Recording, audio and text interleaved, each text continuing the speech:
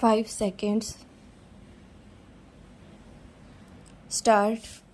Mr. Vice Chairman, I rise to associate myself fully with the resolution and the concern which has been expressed from all the various sections of the House regarding the urgent necessity of developing rural industries.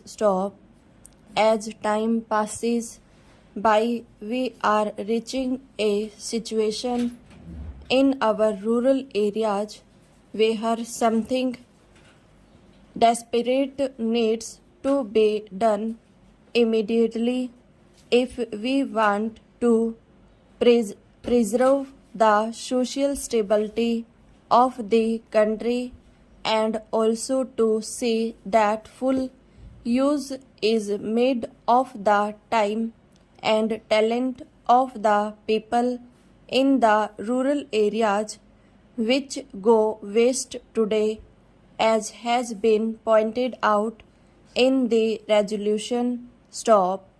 Sir, the Planning Commission and the Government of India have applied their minds to their various isolated aspects of their rural industries, and some valuable reports have been published, and so some important recommendations have been made in these reports which need consideration.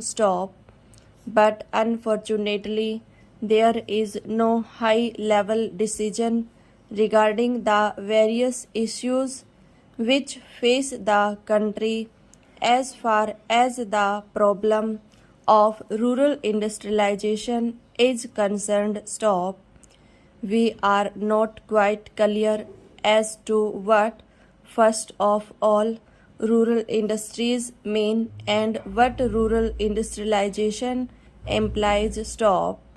Does rural industrialization mean the utilization of local resources in order to meet the local needs?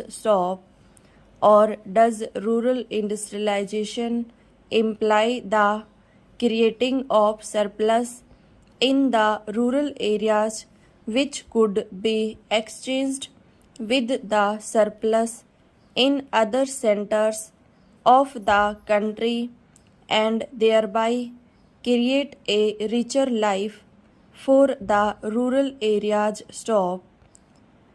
Various opinions have been expressed with regard to this problem, but there is no authoritative determination of the policy regarding the meaning of rural industrialization.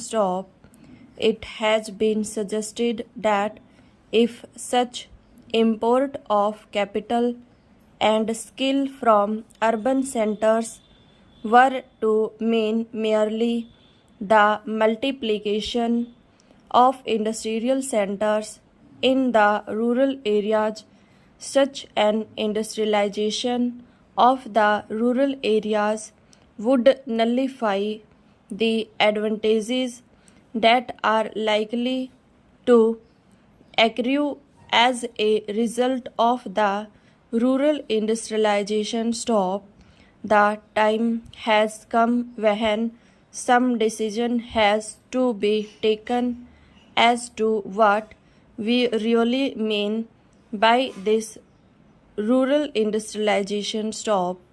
There is also difference of opinion regarding the authority that should undertake the responsibility for this rural industrialization. From the literature that has been published in this connection, it is quite obvious that two distinct and powerful schools have developed regarding this issue.